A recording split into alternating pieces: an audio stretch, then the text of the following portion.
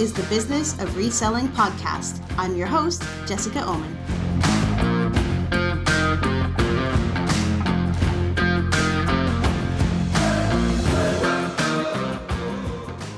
Oh, hey, everybody. Oh, it has been a minute since I did an episode, and I have a bunch of reasons for it, which I will go over in a second. But because it has been, I think, about 4 weeks since I released an episode, episode 28 is going to be mostly an update episode just to let you know what has been going on with the business, where we have been, what we are doing. But I always want to work in some kind of theme into every episode. So I'm also going to talk about our summer selling strategy. So a lot of sellers worry about the summer because it tends to be a slower time for reselling with people out and about doing all kinds of fun summer things. But we have found ways to keep sales relatively consistent over the summer months. So I thought I would talk about that today as well. All right. So it has been a while, like I just mentioned, since I did an episode. It's been a really rough few weeks. I actually got sick in the beginning of May, and then I had family visiting, and then I think I squeezed an episode in there somewhere. Then we went on vacation, which I'm going to give you a whole spiel on in a minute, for a couple of weeks. And I told myself I was going to podcast during the vacation, or at least create some YouTube videos. But it turned out that I wanted my vacation to actually be a vacation. So I didn't do so much recording of content during that time. I did a little bit, but not a whole bunch. Then I got sick right at the end of the vacation, and then I got food poisoning. So here we are. And this is the reason why I am here on summer solstice and not out with Johan, as he is out tonight with people. I'm still recovering from this week's illness. So hopefully we're going to be on the up and up. Anyway, let's get right into it. I'm going to give you an update on our vacation as it pertains to reselling into our business, because of course it's impossible to go on a vacation without doing some kind of sourcing, right? Because that's just how it is. You got to see what's available in the places where you do not live. So I'm going to go over that. That'll be a little bit. And then I'm going to talk about our summer strategy. So yeah, so we decided to go on this long-ish road trip.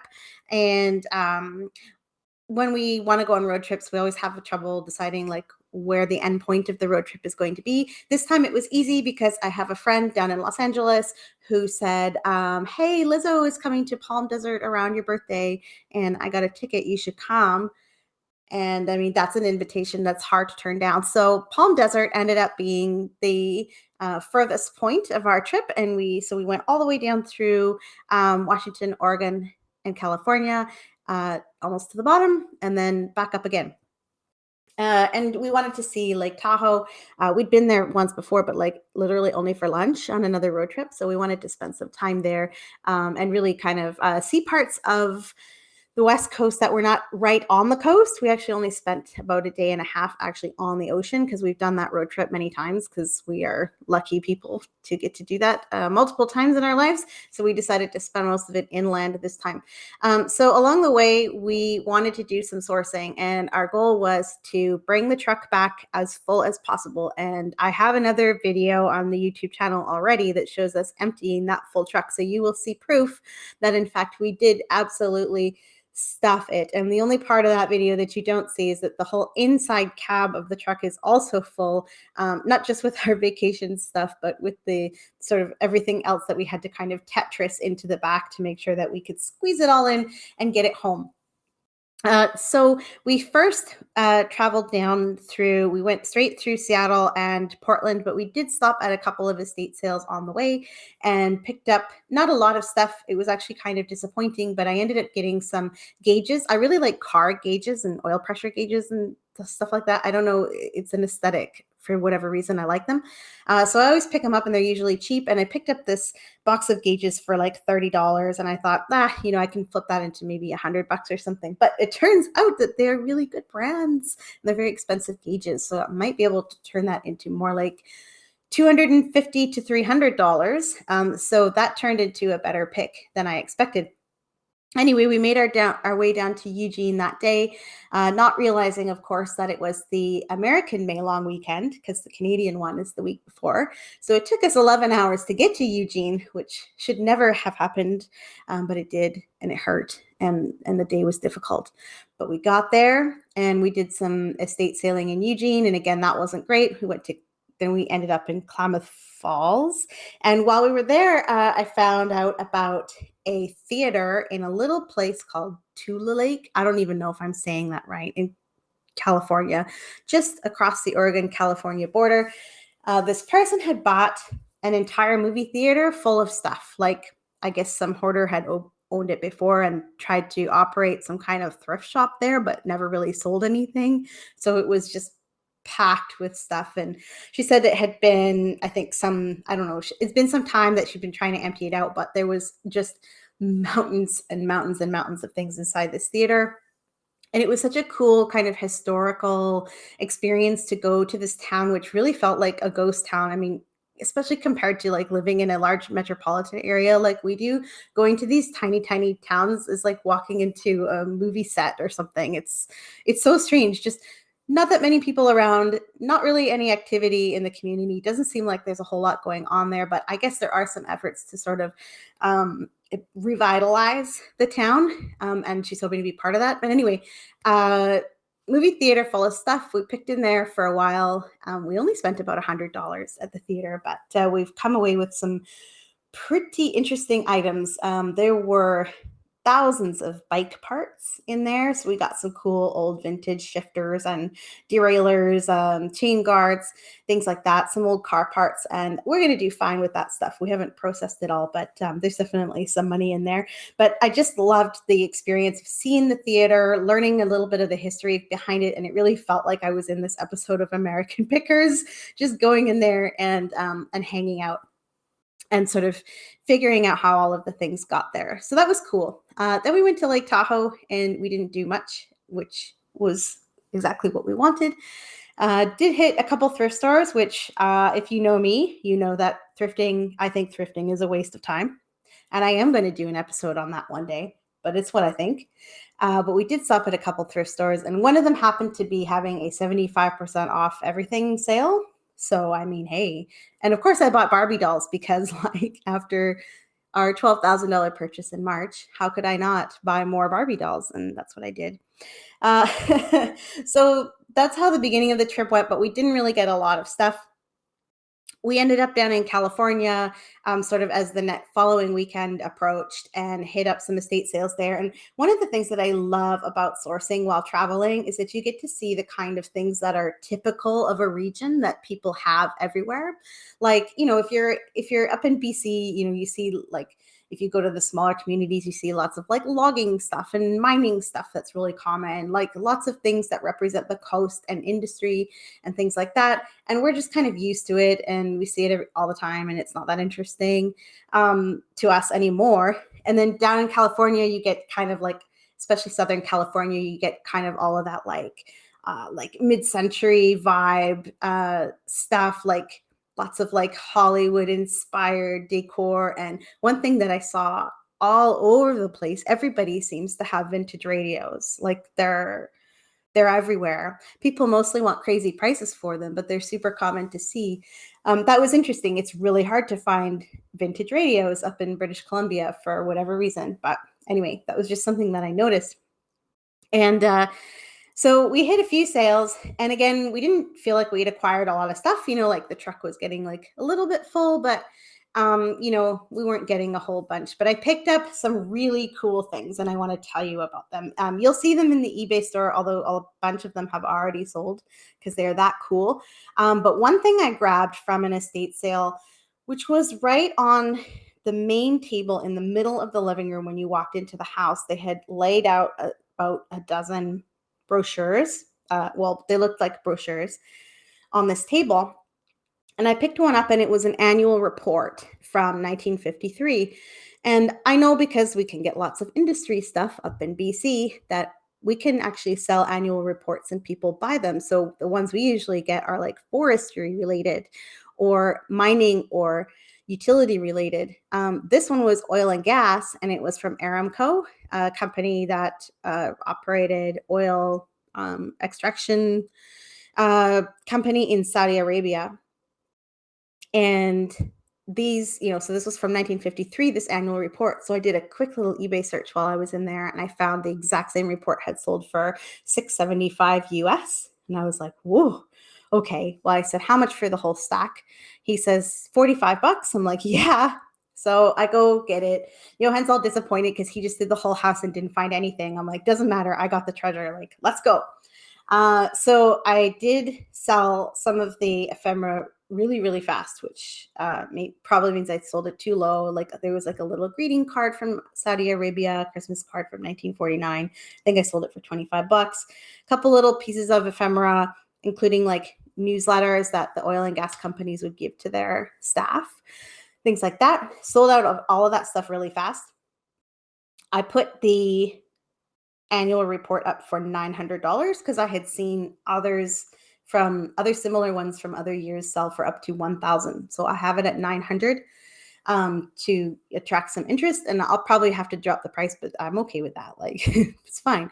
But I did put up a piece of ephemera at auction last week from that, and it was an Aramco celebrating 15 years of achievement in Saudi Arabia, 1933 to 1948. So I put that up for auction for a starting bid of $50. It sold tonight for $130 US. So super pumped about that. Just waiting for the buyer to pay. So that was pretty cool and kind of an interesting thing that obviously most people had overlooked because it was quite prominently displayed, and it was the first day of the sale, but we were there quite late in the day. So, it was just something that people didn't notice had value. And another thing we got, which was on the way out of Southwest California as we headed north of LA and towards the coast, we stopped at the last day of an estate sale. And one of the things I love about going to an estate sale on the last day, of course, is that everything is marked down, and then you can really negotiate. So there really wasn't a lot left at this sale. You could tell that there had been a lot of really cool stuff. So we were like, we missed the good part, but like, it didn't matter. One of the things I picked up, and I didn't realize what it was at first, but it was an old pay station for a payphone, but the patent date on it in the front is 1898. So think about that, like, whoa, that's old. And it had a single slot in it for a nickel. Excuse me. And I was like, I didn't figure that out till later. I just grabbed it because I loved the whole like aesthetic of it. I was just like, this is cool. It has like an old gear in the back. It's heavy. It's iron. Like it has the nameplate on it. I don't really know what it is. Guy wanted $2. So I'm like, yeah, totally take that. And I have it up for auction right now, with which does not end until Sunday. I'm recording this on Wednesday. So we have 4 days left in the auction, and it's at $460. Which is pretty amazing. So we'll see what it goes for. It has 31 watchers. So it's a really exciting auction.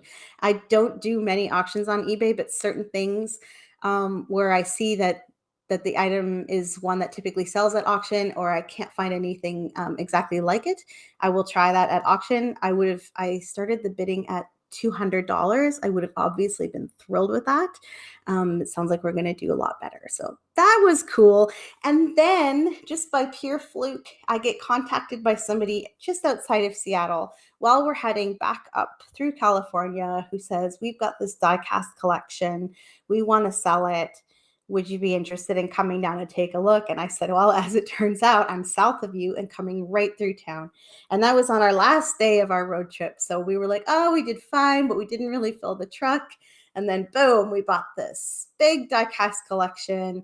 And I think we got a good deal on it. I think there was some really, really neat stuff in there, and some die-cast brands that we had never even heard of, like some really high-end stuff, which was pretty cool. So we got to learn something about that. And yeah, so we ended up absolutely packing the truck with all of that stuff. And we actually had to leave one vintage radio behind because we just could not fit it in, but that's okay. We got 2 others.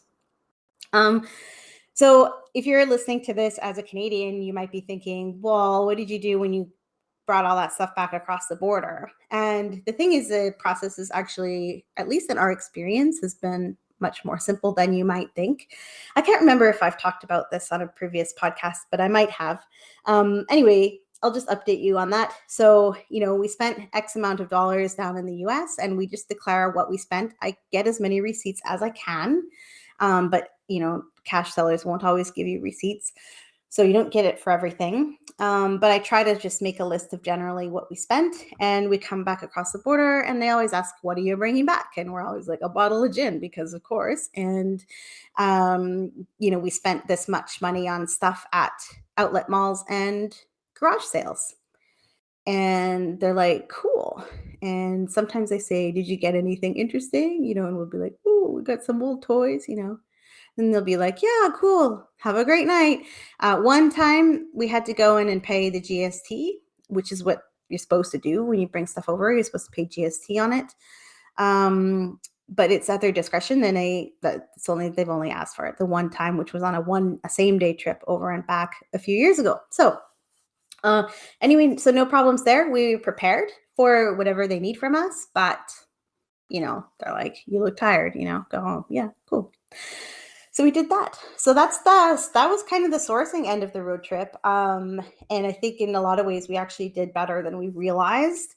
So pretty happy about that. Got some good inventory. And so we thought, oh, and also our vacation sales were pretty good. So I had the store on vacation, and then I took it off and then I put it back on because we had someone come in and do our shipping about halfway through the trip. And our sales were actually surprisingly decent over the course of that span. Usually, when you put your store on vacation mode, or time away, they call it now, our sales dwindle to very little, and we only sell 3 to 6 things a day. Maybe this was decent. We had, I don't know, we had like almost 100 packages, I think, over the course of that vacation. So yeah, like that was pretty decent, and a couple of $1,000 days. So that was really nice. So we thought, oh, this is great.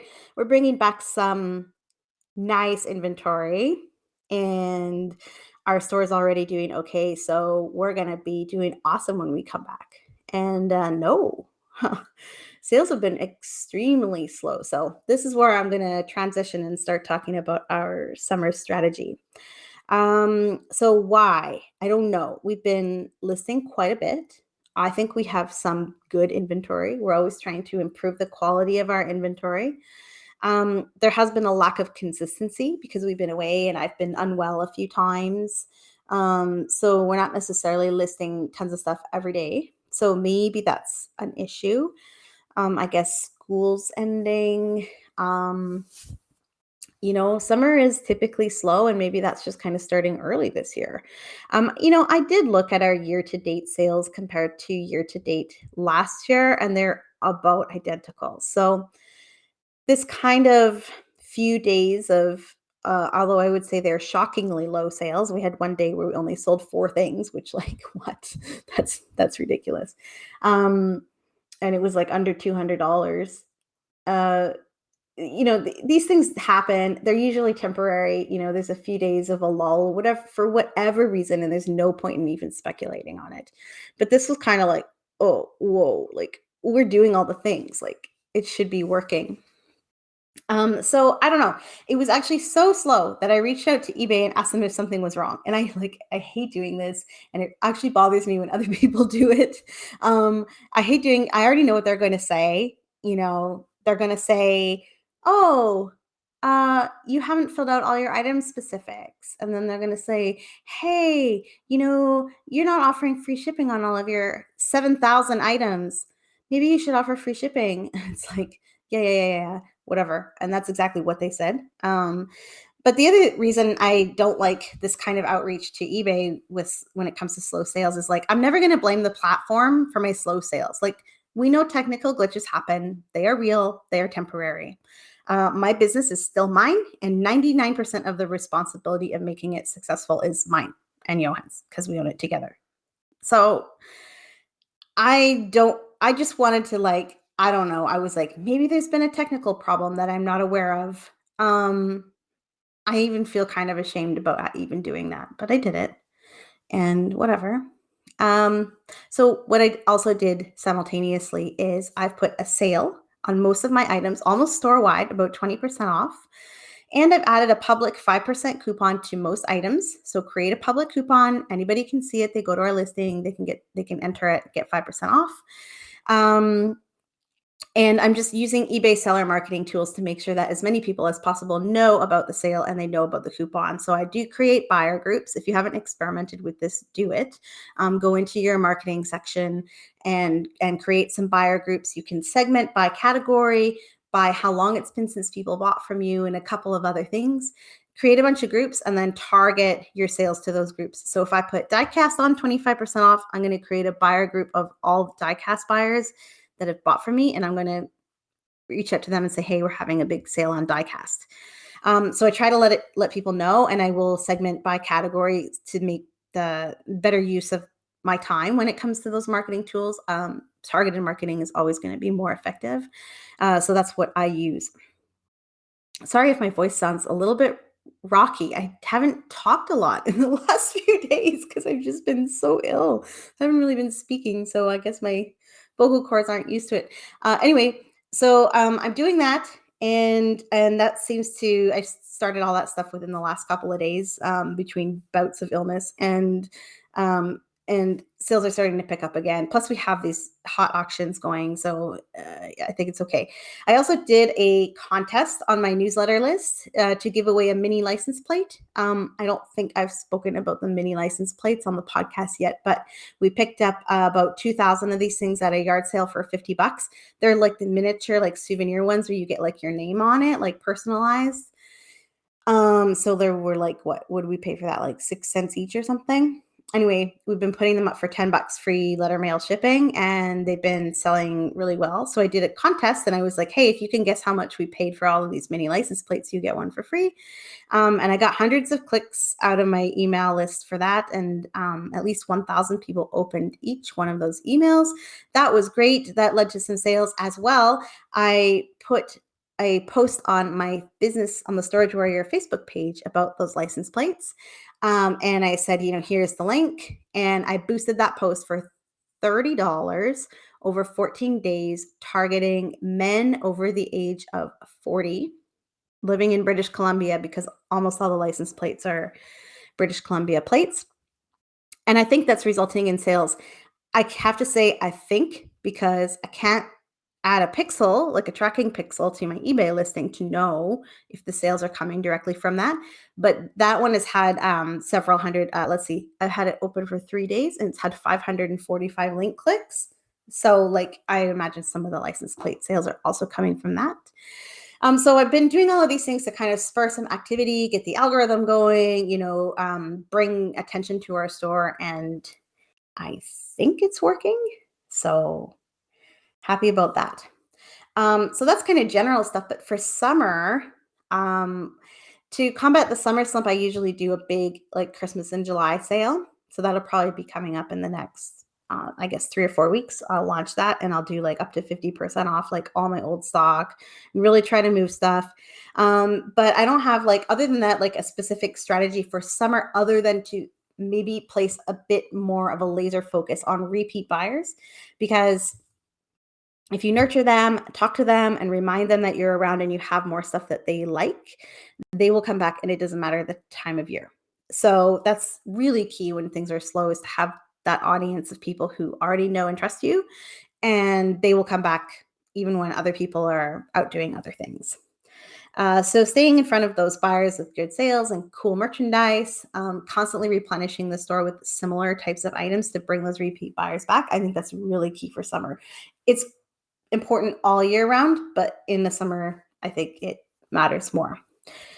What I'd like to do better, though, is social media. More regular Instagram posts, more Facebook posts, not just advertising my stuff, but like adding value, sharing cool finds, doing a better job of sharing these podcast episodes far and wide, and boosting posts for specific types of items that I have a lot of, like those license plates, to bring in more buyers and sell them out more quickly. So like, I have 2,000 of these license plates. I've sold about 60. So yeah, we have a way to go, but not bad investment for $50. I feel like we're doing quite well. Plus, they hardly take up any space, and I love that. Um, so I really need to do better on social media, and I'm thinking like I'm probably going to have to hire a social media coordinator or at least a poster, somebody to like create the content for me because as much as I know what I'm supposed to be doing, and as good as I am at actually creating the posts themselves, when it comes to like scheduling them and making the little, images to go with the posts and stuff like that, like, I'm useless at it. I just don't enjoy it. And so, when you don't enjoy doing something, it ends up taking you more time, which makes it even less enjoyable and it just compounds. Yeah. So that's me with social media posting. So if you or anyone you know would be interested in a little contract gig to create some social media posts, maybe I'm your gal. Reach out to me and connect me. I'm interested in talking to somebody about that. So that's the general plan for summer and beyond, to use the marketing tools that are at my disposal and yours in a better way to create some visibility without spending a whole lot more on ads. Although I am willing to put money into that. Like we only spend like maybe $2,000 a year on marketing, if that. And, we have good margins, and I think we could probably put some more money into it, and try to move through our inventory a little bit faster because the pace of play is just always too slow for me. I want things to be selling faster than they do. I think we all have that desire, don't we? Anyways, that's my episode for today. I just wanted to update you, let you know how things are going, and give you what I hope will be a legitimate promise that I will be getting regular content out to you now. Hopefully, all of my pains and sicknesses are done, and I'm going to have a nice, fun, healthy summer with lots of cool stuff to share with you. So, call to action today. I just want to know, what do you source well on the road? Like, what's the coolest thing you've ever sourced while you were on vacation? I would love to know that. And I am also looking for suggestions for the next episode. I still have a bunch of things in my arsenal of ideas, but it's great. It's almost more fun to just respond to suggestions for episodes, and they get great engagement. So leave a comment and let me know what you would like me to do my next episode about, and I will definitely get to it sooner than later.